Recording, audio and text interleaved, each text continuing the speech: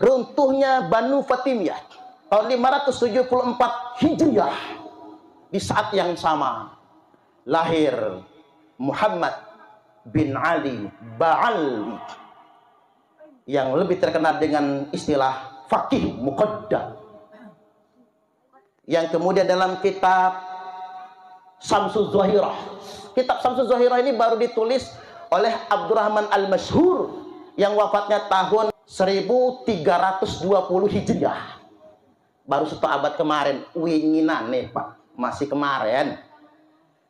Dalam kitab Syamsul Zahirah dari Abdurrahman Al-Masyhur dan dalam kitab Al-Burqatul Musyiqah ditulis oleh Habib Abu Bakar bin Ali As-Sakran tahun 895 Hijriah, berarti abad ke-9, menyebutkan bahwasanya Al-Faqih Al-Muqaddam itu lebih mulia dari Tuan Syekh Abdul Qadir Al-Jilani. Tak ulangi nih Pak. Itu dalam kitab zaman sekarang, bukan kitab zaman dulu, tapi ya nggak tahu kitab itu apa kualitasnya. Mereka mengatakan Faqih Muqaddam lebih mulia daripada Syekh Abdul Qadir Al-Jilani. Ini luar biasa su'ul adabnya.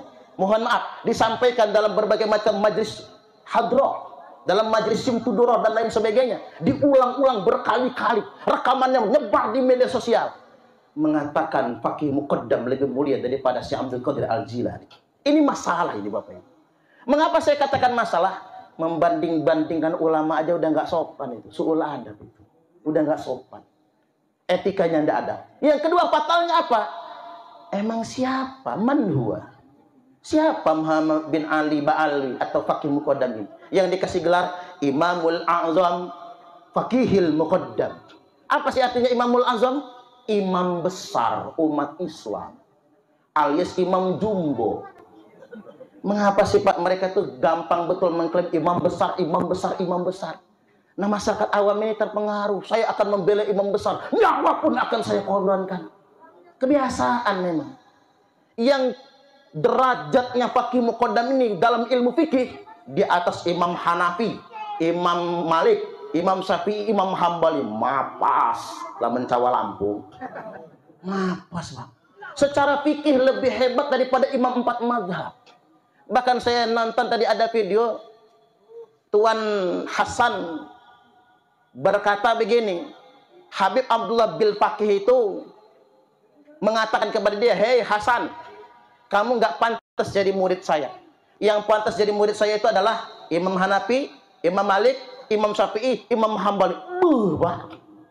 Ada orang yang merasa ilmunya sangat hebat, yang pantas belajar sama dia tuh 4 imam ini tadi. Dan itu dituliskan dalam berbagai macam kitab dan disampaikan dalam berbagai macam forum. Padahal kalau dia Imamul A'zam, tidak ada satu pun kitab yang menceritakan orang ini. Di zaman itu tidak ada. Nggak ada satupun karyanya. Kalau Tuan Syekh Abdul Qadir Al-Jilani, beliau di NU aja terkenal, kitab beliau 17 tuh Pak. Dengan tafsir Al-Jilani yang sangat terkenal juga. Yang di NU belum lagi yang lainnya, yang dalam bentuk manuskrip dan lain sebagainya. Dan saya ingin pastikan malam ini tidak ada satupun catatan sejarah yang menceritakan Faqih Muqaddam. Nggak ada satu. Baru disebutkan pada abad ke-14 Hijriah orang itu. Beda dengan Tuan Syekh Abdul Qadir Al-Jilani. Beliau sudah disebutkan di zamannya, zaman setelahnya. Semua kitab-kitab menyebutkan, semua ulama menyebutkan tentang beliau. Dan ada kitab yang sangat terkenal, biografi Tuan Syekh Abdul Qadir Al-Jilani, karya Imam Ad-Dhahabi, Syiaru A'lamin Nubala. Itu dikarang oleh Imam Ad-Dhahabi 1 abad setelahnya. Berarti Tuan Syekh Abdul Qadir Al-Jilani bukan sosok fiktif. Ada kitab An-Nubala yang menceritakan sosok beliau 1 abad setelahnya. Nah ini penting bagi kita semua untuk diketahui. Jangan sampai diklaim-klaim orang sedemikian rupa. Karena kita ini diajari dengan indoktrinasi. Nah, baik, kemudian yang berikutnya, poin ketiga. Apa hubungan Tuan Syekh Abdul Qadir Al-Jilani dengan orang Indonesia? Nah ini penting, ini semua penting. Saya ingin sampaikan Pak, di antara wali songo di Indonesia ini adalah keturunan Syekh Abdul Qadir Al-Jilani. Di antaranya Sunan Giri. Tapi hati-hati, sejarah bangsa Indonesia diklaim orang. Saya ambil contoh yang terang benderang. Semua ahli ba'alwi yang ada di Indonesia mengatakan pendiri pesantren Sidogiri, Sayyid Sulaiman, itu adalah ba'alwi. Dia adalah Habib. Nama aslinya kata mereka Sayyid Sulaiman bin Abdurrahim As-Saiban. Basaiban, saya ulangi.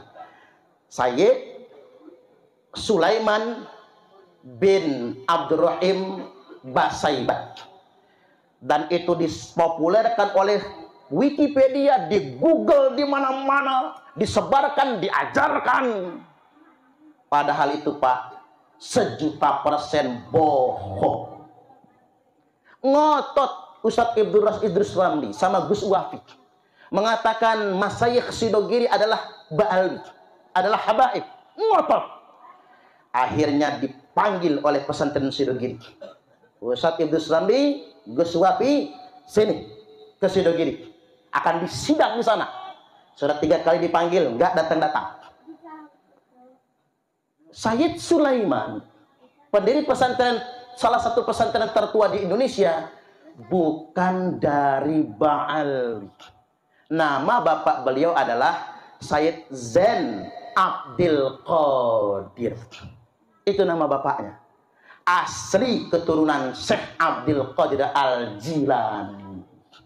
Ini kalau ada alumni Sidogiri, saya ingin sampaikan, Sidogiri, Masyayikh Sidogiri bukan keturunan Ba'alwi. Jangan mau ke sana, Pak. Nasabnya nggak bisa dipertanggungjawabkan. Tapi keturunan Syekh Abdul Qadir Al-Jailani. Saya ngomong begini, apa dasarnya? Sudah diisbat oleh Nakobah Internasional. Saya ingin sampaikan Bapak Ibu, di Indonesia belum ada Nakobatul Ashraf. Jadi kalau ada yang mengklaim, oh kami bisa mengisbat nasab, bohong. Karena mengapa? Dari mana lisensinya? Kok bisa menetapkan nasab seseorang? Parman, kayaknya Anda ini bermarga Asegaf. Suparman Asegaf. Lalu dikasih paspor nasab, Pak. Dari mana dia dapat? Karena di dunia internasional tidak ada satu Nakobatul Ashraf yang memberi SK. Di Indonesia ini orang bisa mengisbat nasab orang. Nah, Sidogiri kemana? Langsung ke Maroko. Karena kerajaan Maroko itu sayyid semua, Pak. Langsung ke Maroko, dites DNA, DNA-nya J1 semua.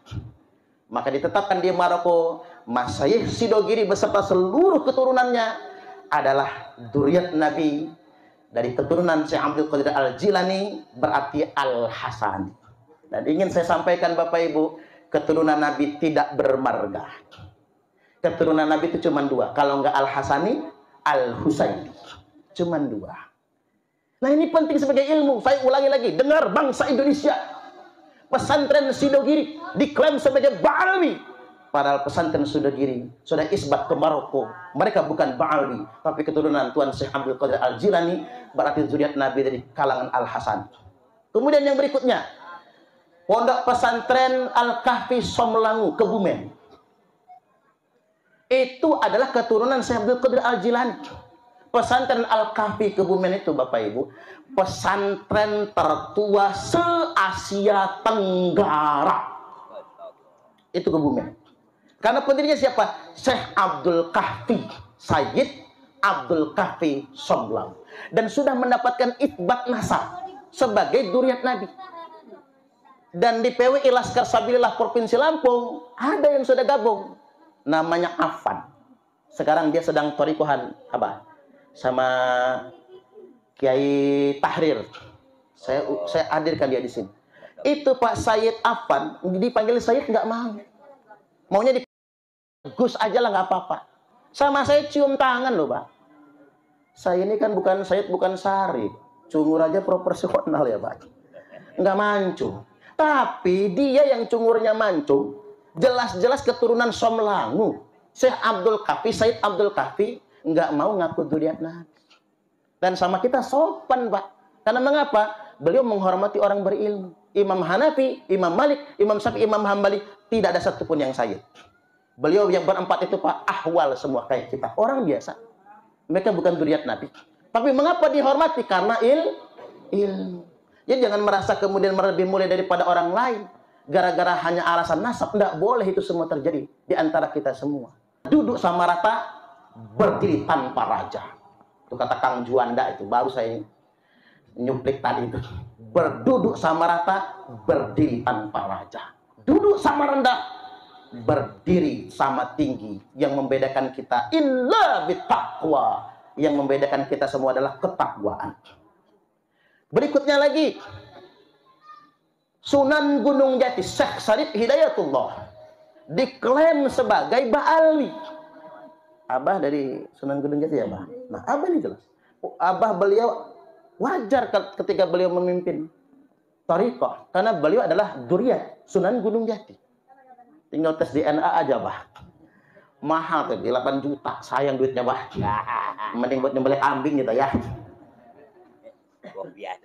Sunan Gunung Jati itu diklaim Ba'ali. Padahal Sunan Gunung Jati itu adalah putra Syarif Abdullah Umdatuddin.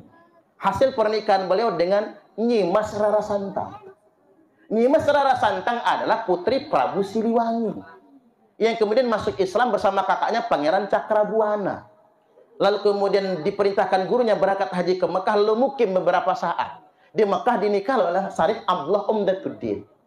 Lantas kemudian Syarif Abdullah Umdatuddin diangkat menjadi Sultan Mesir. Karena beliau diangkat menjadi Sultan Mesir, maka Nyimas Rara Santang diubah namanya menjadi Syarifah Mudain. Ketika mukim di Mekah, lahirlah Syarif Hidayatullah. Setelah anak ini menjadi besar dan dewasa, diperintahkan pulang ke tanah air.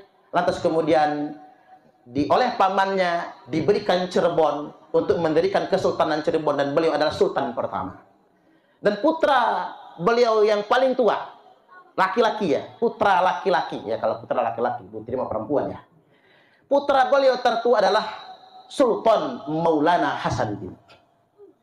Yang beliau kemudian menyerang kerajaan Sunda, dapatlah Banten, maka didirikan Kesultanan Banten dengan sultan pertama Maulana Hasanuddin. Lantas kemudian Syarif Hidayatullah, beliau dapat petunjuk dalam mimpi, ada cahaya dari langit. Cahaya dikejar sampailah di Lampung, tepatnya di Pugung Raharjo.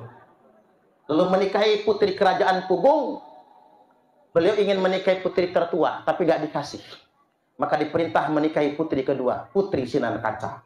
Lalu hamil punya anak, Mina Gejalabidin. Beliau pulang sampai di Cirebon, cahaya masih ada di Lampung. Berarti salah, bukan kepada Putri Sinar Kaca. Maka beliau balik lagi ke Lampung, maka Raja Pugung memberikan putri tertua, Putri Sinar Alam. Lalu hamil setelah dicerai ya tentunya, karena tidak boleh dua saudara perempuan dikumpulkan dalam satu pernikahan. Jangankan kakak beradik, bibi sama ponakan aja tidak boleh dikumpulkan dalam satu pernikahan. Maka kemudian dicerai ke Putri Sinar Kaca, dinikah Putri Sinar Alam, hamil. Pulang lagi ke Cirebon. Kalau pulang ke Cirebon, namanya pernikahan kerajaan. Putri Sinar Alam bukan selir Sunan Gunung Jati. Beliau istri resmi, Pak. Maka nggak boleh dibawa ke Cirebon sebagai selir, tapi tetap di kerajaan Pugung. Maka lahirlah Mina Gejalaratu. Dua kakak beradik ini setelah besar diperintah oleh Raja Pugung, cari bapakmu di Cirebon sana. Maka kemudian dicari, Mina Gejalaratu dikasih namanya Raden Muhammad Zaka. Yang lebih terkenal, ada Jaka di sini? Nggak ada ya, Pak.